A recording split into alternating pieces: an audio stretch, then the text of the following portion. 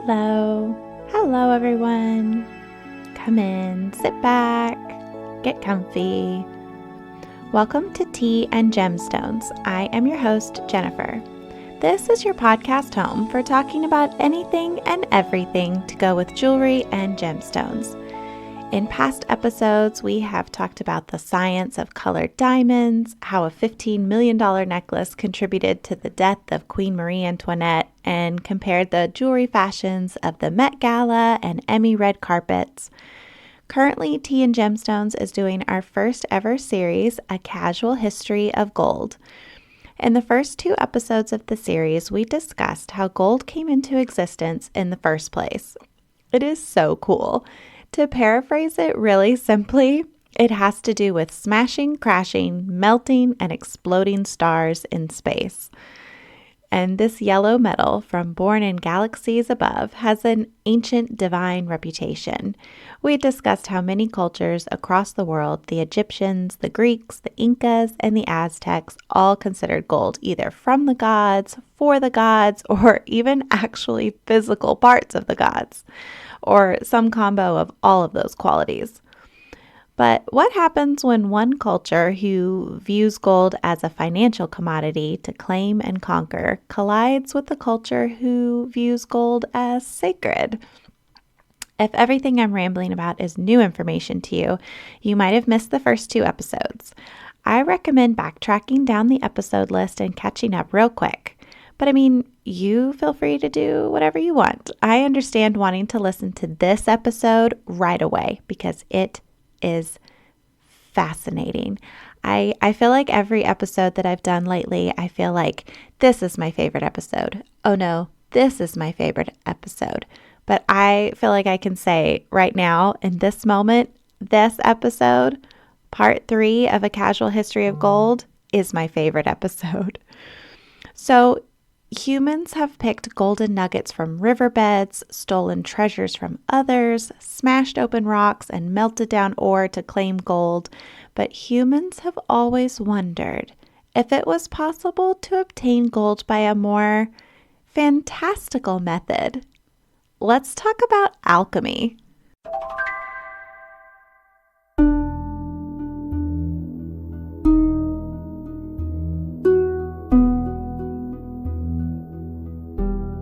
When you hear the word alchemy, what is your first mental image?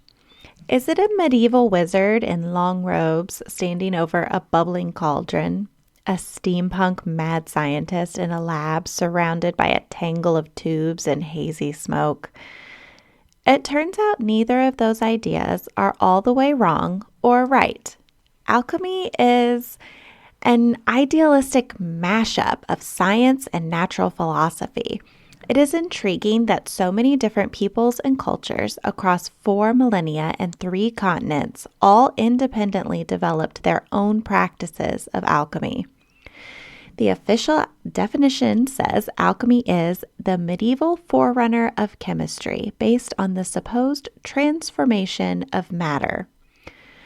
So, can we turn this into that? The most well-known hypothetical this to that is, can we turn lead into gold? Our knowledge of alchemy starts in the East and then moves west.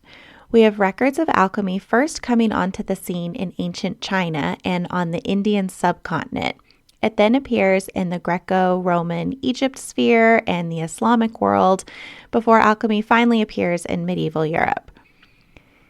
Ancient China did not have an abundance of gold as an easy natural resource like Egypt or Peru. The great scarcity of gold may have spurred the practice of alchemy into creation. Like, we want gold, we can't find much around us, let's try and make it. The Chinese thought minerals and metals had a life cycle where they slowly morphed into other substances. So left alone in nature, lead would gradually become silver and then eventually gold. Alchemists believed they could do this natural process of change faster and better in their laboratory through methods like roasting, straining, and mixing. what they really ended up doing was founding the origins of modern chemistry. Through variations of alchemy, they existed in so many places. Each culture had slightly different goals. Yes, they all wanted to create gold, but the ancient Chinese had an even higher goal than fattening wallets. The Chinese believed gold was their ticket to immortality.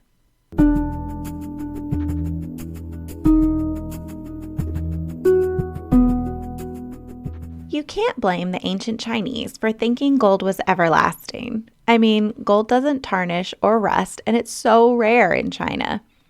An alchemist named Ko Hung was born in 283 AD, and he left a written account of his alchemy methods. And they are gnarly. This is no Betty Crocker kitchen how-to.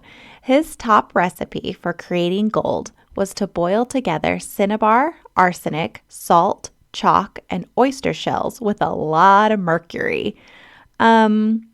Let's break down this ingredient list. Some of these things, salt, chalk, oyster shells, seem pretty benign. No harm in messing about with those. But, okay, so cinnabar is a red mineral ore that China has in abundance, and cinnabar becomes mercury when you heat it up. Unfortunately, mercury vapors are super bad for you, to put it mildly. It's sneaky deadly because it has no smell, but once you inhale it, it wreaks havoc on all your organs. Plus, mercury vapors can linger in the air for up to 1 year. And I'm sure we all know the word arsenic. We immediately know arsenic equals poison. The EPA states that all forms of arsenic are a serious risk to human health. But get this, did you know arsenic occurs naturally out in the world as a metallic gray substance? So it's definitely conceivable why the Chinese thought the shiny stuff that looked metal-ish could get them closer to gold. This type of recipe ingredient list, for all its deadliness, is pretty standard alchemic fare. No doubt experimenting in close quarters with such materials made for a hazardous workplace for a Chinese alchemist trying to create an elixir of life. Alas, for all the Chinese experimentation, it doesn't seem like they were successful in finding the key to living forever. Contrary to their goal of an elixir of life, Chinese alchemists are most famous because they accidentally created a great bringer of death. In 1850 AD, during the Tang Dynasty, a group of unnamed alchemists wanted to experiment with a new ingredient they had recently created. They had taken bat guano. Guano is a nicer sounding word for bat or bird poop. They took a bunch of the black sticky guano and soaked it in water for a couple days. Guess they were just experimenting. The result was a white crystalline solid substance. Duly unbeknownst and unfortunately for the alchemists, their newly created ingredient was potassium nitrate, which is a byproduct of combining the bacteria in guano with moisture. So, they tried out a new recipe. 75 parts their new white crystals, 15% charcoal, and 10 parts sulfur. When combined and held over an open flame, the mixture exploded with a huge flash and bang. We have a historical text that states, quote, "Smoke and flames result, so that the alchemist's hands and faces have been burnt, and even the whole house that they were working burned down," end quote.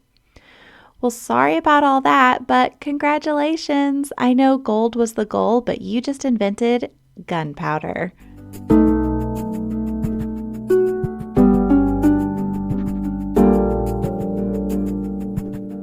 Let's transition away from ancient China and their accidental pyrotechnics. So, the oldest Indian writings in existence are these Hindu sacred scriptures called the Vedas. They date to around 3,000 years old, and they contain references to a divine connection between God and long life. But ancient Indian alchemy didn't walk the same path as the Chinese in pursuing immortality because the Indians believed their religion offered them eternity. We have Buddhist texts dating to the 2nd to the 5th century AD, containing discussion of changing lesser metals into gold. We're not sure if the idea of creating gold was born from Indian alchemists organically or if the idea came from across borders, because India is so close to China, and Alexander the Great had invaded India in 325 BCE. Truthfully, we don't know much about Indian alchemy, but that isn't really the alchemists' fault. They wrote a lot down, but we just can't read it. Historians have approximately 39 academically analyzed documents from ancient Indian alchemists. But a guy named Gerrit Jan Meulenblend, a physician scholar who was a leader in the history of Indian medicine, he made a statement in 2002 that there are 655 unanalyzed alchemical documents, a potential flood of fascinating information. But all those documents, why can't we read them? Well, they're written in Sanskrit, a language that in 2010, India, a country with over 1 billion people, in 2010, India recorded that there were only about 14,000 Sanskrit speakers, 0.0014%. As of 2021, no Indian alchemical documents have been fully translated, and less than half are classified as critically analyzed. So maybe the secret to turning lead into gold has been with us all along, on an ancient Indian recipe card we just can't read.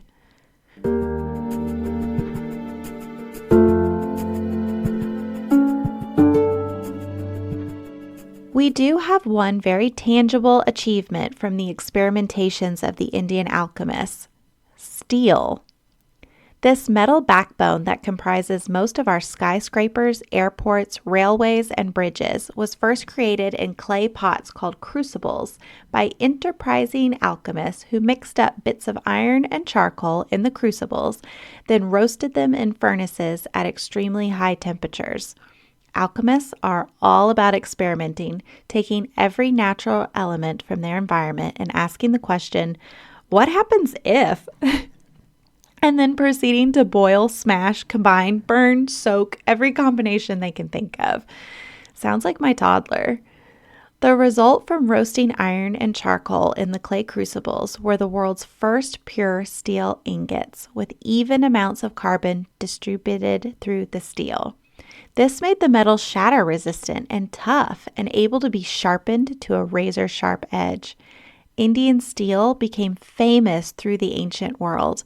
Remember in an earlier episode of the series, I talked about how when Alexander the Great conquered Persia, he took all the gold in Persia as his war prize? Well, when Alexander conquered India in 327 BC, he claimed 2.7 tons of the alchemist's best steel as his winnings. Some Indian alchemists traveled to Damascus in Syria and set up a famous sword-making guild. This Damascus steel was so legendary for its high quality that it inspired the Valyrian steel in the book and TV series Game of Thrones. But like I mentioned earlier, steel is more than swords now. It has gone on to be so crucial to so much of our modern world. In 2012, the World Steel Association stated that the industrialized world went through 1.4 billion tons of steel. So let's add the most ubiquitous building material to the list of technological developments inadvertently created so far in mankind's quest to make gold. And I can only daydream about what creations we could unlock from the ancient Indian alchemists if we could only get those 655 Sanskrit documents translated and analyzed.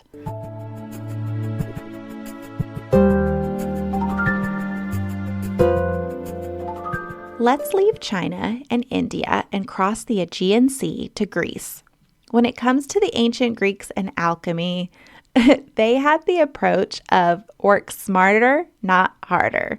It is a lot easier to jumpstart your work if you use the pre-established knowledge base. That's a fancy way to say they were copycats.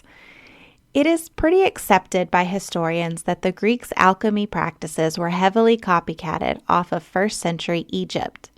While the Greeks no doubt had a wealth of alchemical information flowing into their country during ancient times, unfortunately, hardly anything was preserved for our modern-day study. Our knowledge of the ancient Egyptian alchemy practices is limited, and it's limited because of one dude with some matches. A real jerk of a Roman Empire named Diocletian. He put down an Egyptian revolt. They didn't like being under Roman rule.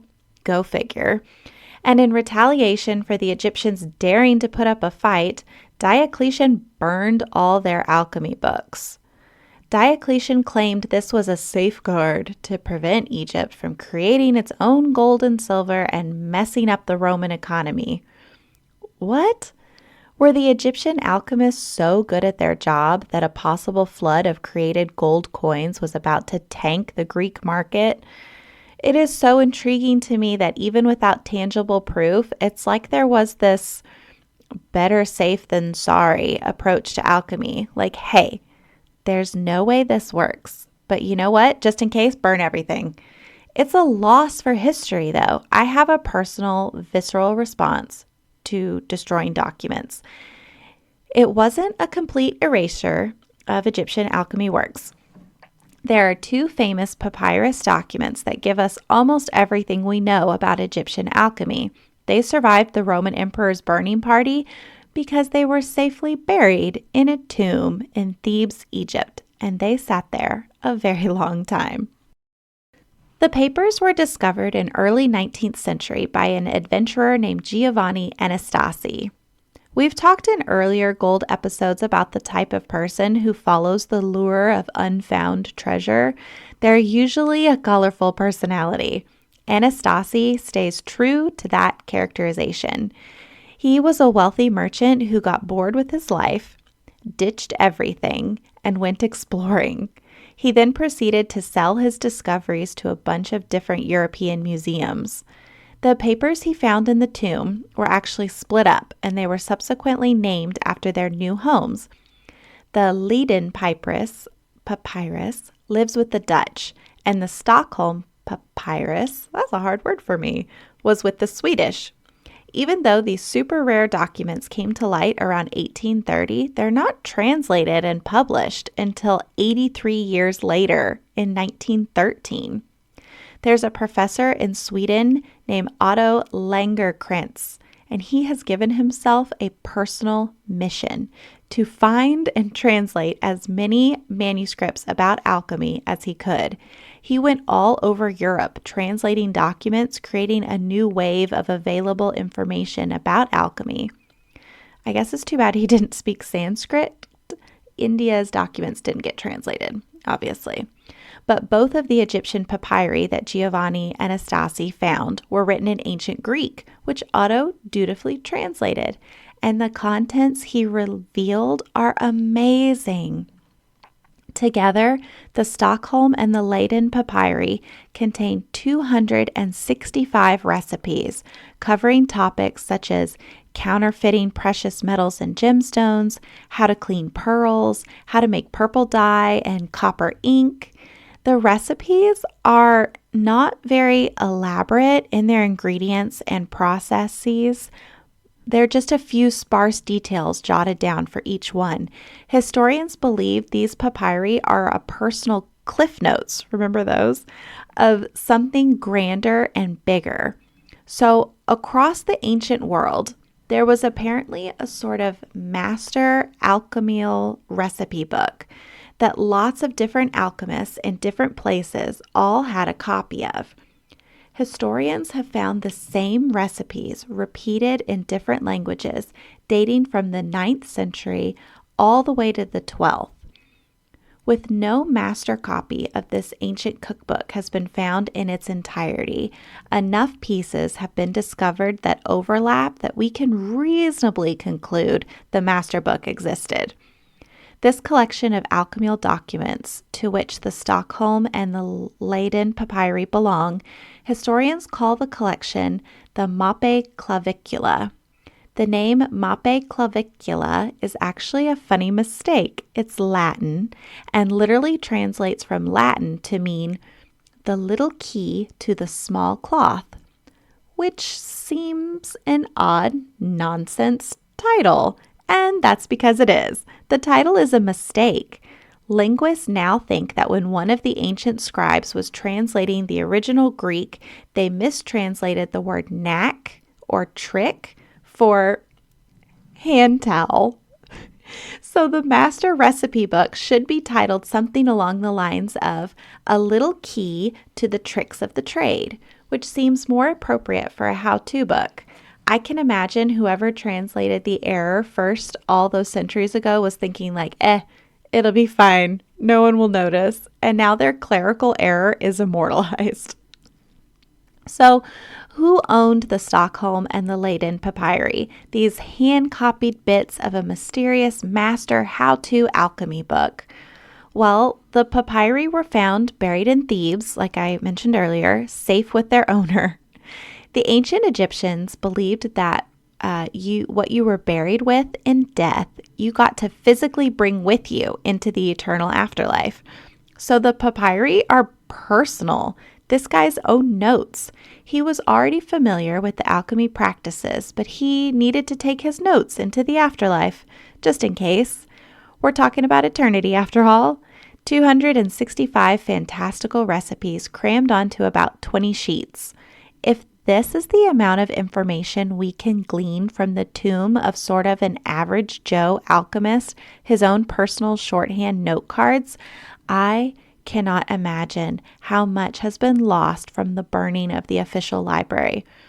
Perhaps a full master copy of the Mappe clavicula.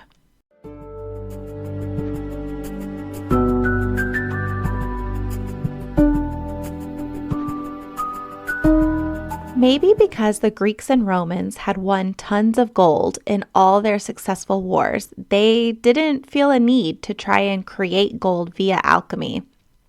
Whatever major accomplishments the Greco-Roman alchemists did achieve is lost to time. A professor named Paul Cross, who was an international alchemy authority in the 1930s, Professor Paul had some harsh words. Listen to this excerpt. He wrote, quote, "The study of the Greek alchemists is not very encouraging. Even the supposed technical writings in the state where we find them today are unintelligible nonsense, which refuses any interpretation." End quote. Ouch.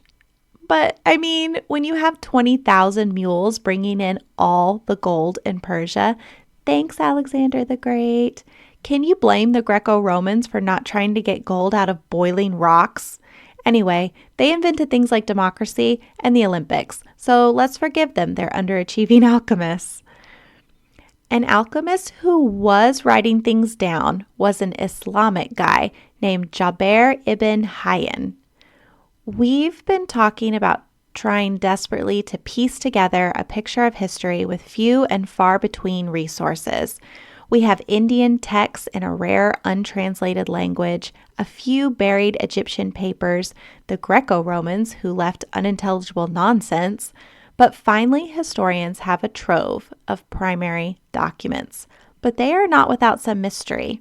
So there are about a whopping 600 written works credited to Jaber. They mostly discuss alchemy, chemistry, and magic, but the works also cover cosmology, astronomy, medicine, zoology, botany, metaphysics, logic, and grammar. There is so much writing on so many subjects. Historians believe Jaber might not have been the mythical, prolific alchemist and author his library conveys. Jaber was probably a pseudonym, a fake name, used by a secret group of Islamic alchemists to keep their collective identity hidden. It's called pseudepigraphia, where the stated author of a text isn't the real author. Historians believe alchemists did this a lot to keep their identity a secret, to contribute to the mysticism of their practice. Who knows? It really just makes reflecting back on the documents and understanding the author kind of tricky.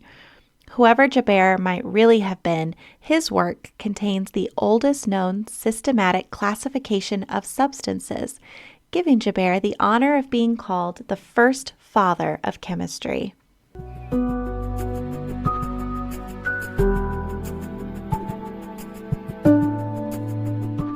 Written works allow ideas to be transported, and that's what happened with all those Islamic writings. They were translated and brought into Western Europe around the year 1144.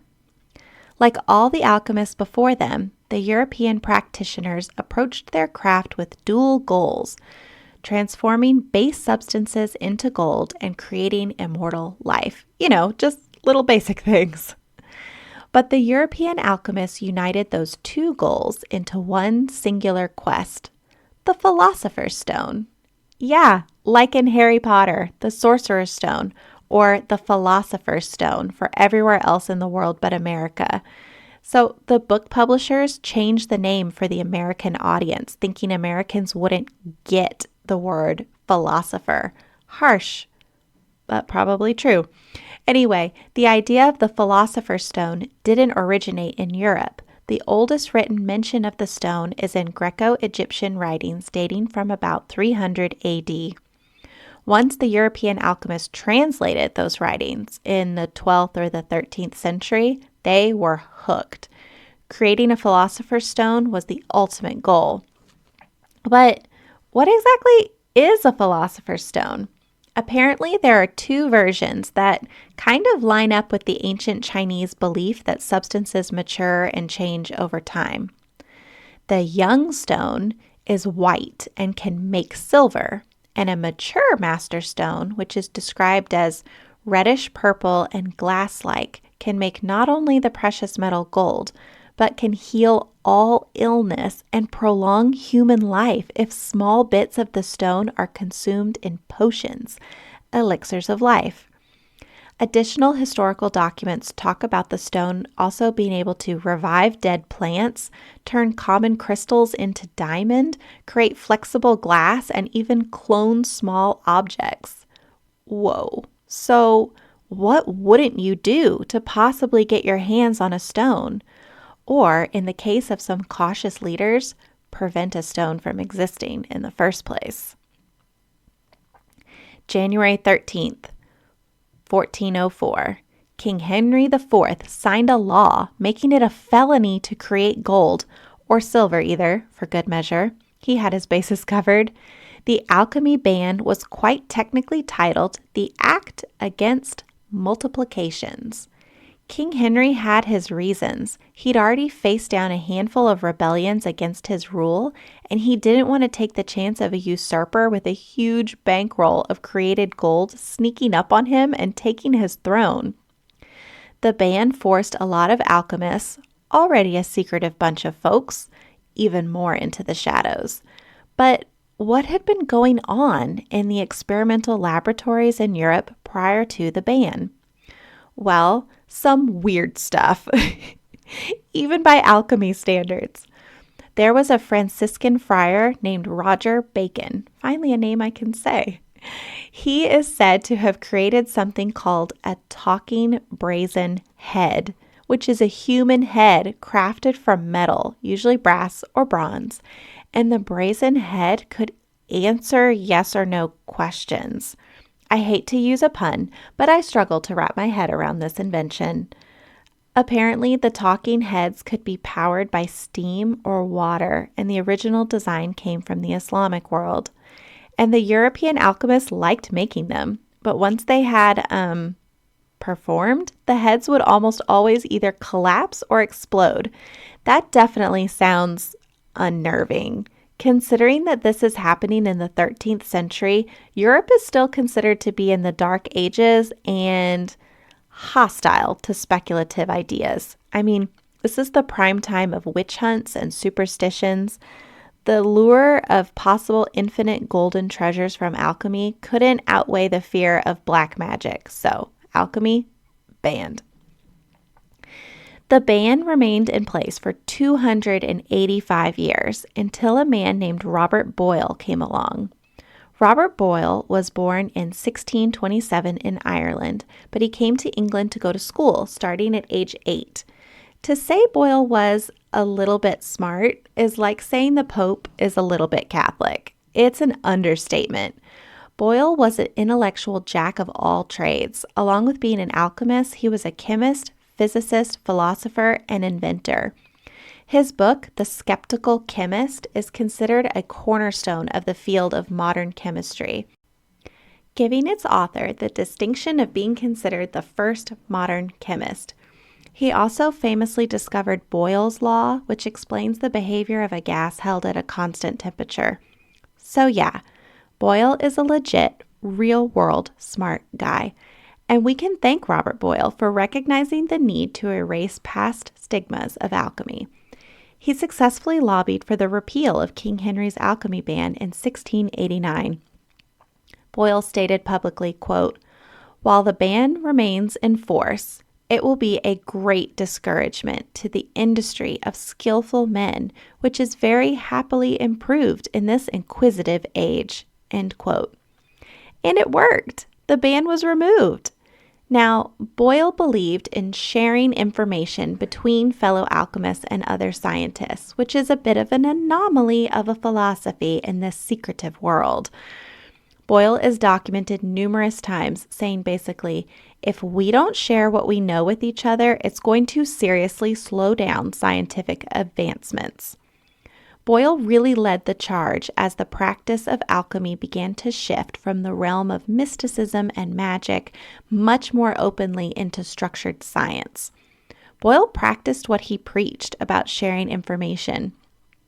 He had a lot of pen pals, and he gave lectures and wrote books. One of his friends he shared info with has a name we all know, Sir Isaac Newton. In life, they shared notes and experiments, but Boyle's knowledge exchange to Newton continued after his death as well. He left some of his prized rare alchemical substances to Newton in his will.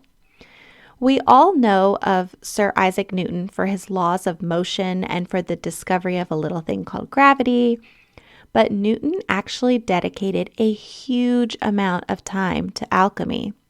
We know of about 1 million words he wrote on the subject. I'll give you some content perspective. Newton's master catalog of all his work contains about 10 million words. So that's a significant amount of his life dedicated to alchemy. Now, he was on brand with his level of secrecy he shrouded around his alchemical writings. He used metaphors, obscure symbols, and codes. He gave his homemade creations from his lab names such as Green Lion, Neptune's Trident, or Scepter of Love. It all sounds magical and romantic until you try and study his notes further to try and figure out what the heck he made, and then the ambiguity is just annoying. We're still not sure what most of those creations really were, though one of Newton's experiments was decoded, and it provides some insight into why emperors and kings were nervous about precious metals multiplying. Newton called the experiment the Tree of Diana. You immerse a combo of silver and mercury in nitric acid containing still more dissolved silver and mercury, and lo and behold, tiny twig-like branches of solid silver bloom into life in the liquid. Today we know this is a chemical process, but seeing the delicate silver tendrils spread, you can't blame Newton for thinking he had grown a precious metal.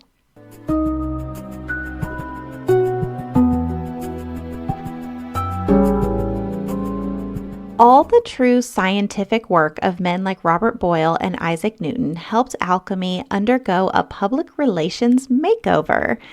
It was not darkness and cauldrons, not misguided pseudoscience, but it was the growing of so much more. Ancient alchemy was a vital stepping stone phase of experimentation, leading humans to the establishment of modern chemistry. a profession that began with goals seemingly more aligned with the stuff of fairy tales, creating silver and gold, a drink that gives eternal life. But the path of those fantastical quests is paved with real concrete achievements. The creation of gunpowder, inventing numerous processes such as distillation, the process of creating perfumes and whiskey, the scientific method, a uniform system for classifying minerals, and the creation of steel. Today, alchemy's greatest transformation was becoming modern chemistry. So the facts of alchemy grew and developed, but the fantasy did not all fade away. The mythical, millennia-long quest to create gold, it did eventually succeed. I can't speak to the existence of an elixir of everlasting life, but creating gold, humans achieved that goal, but not in a dark medieval chamber, but in just about the most science-y, high-tech way possible. Let's transition with a dad joke. Okay. Why can't you trust atoms? Because they make up everything. But don't. Well, it's true. Everything in existence is made up of atoms. Atoms have a center nucleus made of protons and neutrons, and then electrons out in valences around the nucleus. You can add or remove a proton from a nucleus to change an element, but this requires a nuclear reaction. That fact shines a light on the sad futility of the thousands of years of alchemists just trying their best to turn lead into gold. They only had chemical and physical reactions at their disposal, things like burning, crushing, fermenting, and boiling. Chemical and physical reactions can never change a nucleus of an atom and thus create gold. Now, gold as a chemical element has 79 protons in its atomic nucleus. And mercury, the liquid metal the ancient alchemists were so obsessed with, well, mercury has 80 protons. And on October 1st, 1941, 3 scientists with the surnames Scher, Bainbridge, and Anderson, they published a paper titled Transmutation of Mercury by Fast Neutrons.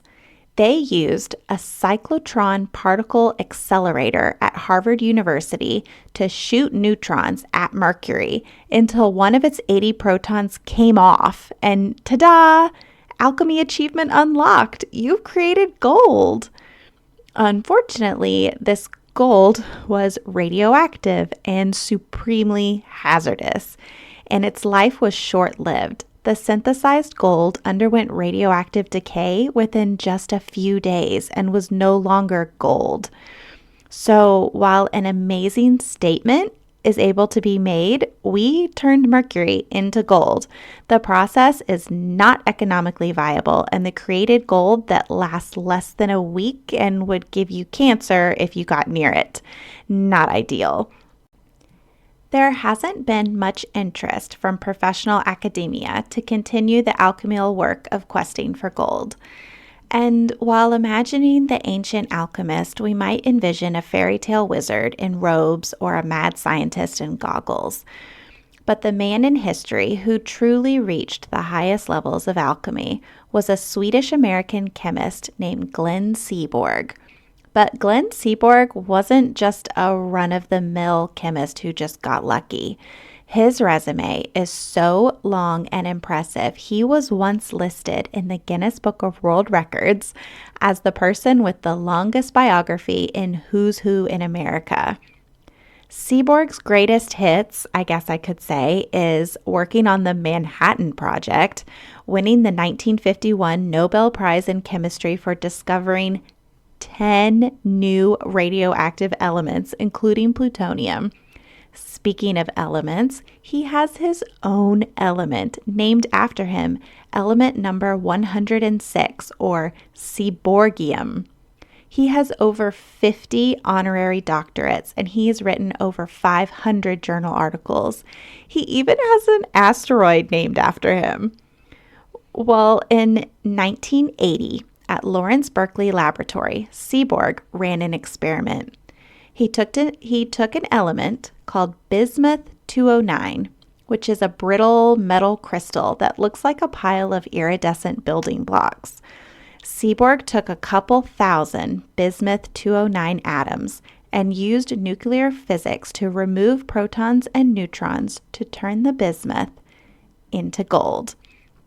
Another fun fact about bismuth, it is a very stable element that is frequently substituted for lead because it is non-toxic.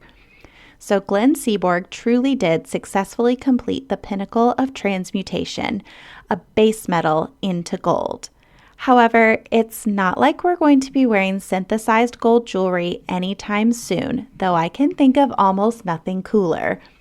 The few thousand atoms Seaborg turned into gold is a quantity so small it can only be seen under a microscope. It's been calculated that using Seaborg's technique to produce 1 ounce of gold would cost approximately $1 quadrillion. A quadrillion is 1 million billion dollars. But hey, at least the teeny tiny amount created wasn't radioactive. Once Seaborg proved this experiment was possible, no one has done it again. That we know of. After all, alchemists are legendarily secretive. I think it is human nature to always be questing, to be seeking. In modern times, we're sending rockets into space, building high-tech labs, just always searching, striving to answer all reiterations of what if? Human curiosity is in no way a revelation of recent times. I would submit that the peoples of the past were even more inquisitive because they had so many more unknowns. Perhaps few things have intrigued humans more than gold. How instantly puzzling the shiny yellow metal found whole and loose through the natural world must have been. You can't blame the ancient cultures for attributing divine qualities to help explain gold and its unique properties. We can thank gold for inspiring mankind to take action on their curiosities, to seek to understand and, yes, create gold. Because all through the thousands of years, the gold quest brought so many amazing discoveries to humanity. I guess this would be the quintessential situation where it's not the destination, but the journey, especially when you consider the final destination of synthesized gold seems to be any combination of radioactive, ludicrously expensive, and temporary. Perhaps some things just are best appreciated for the natural state of themselves. But the next time you watch fireworks, wear perfume, drive over a steel bridge, use the scientific method, perhaps maybe take a pause to thank gold for being such a motivator for curiosity and discovery.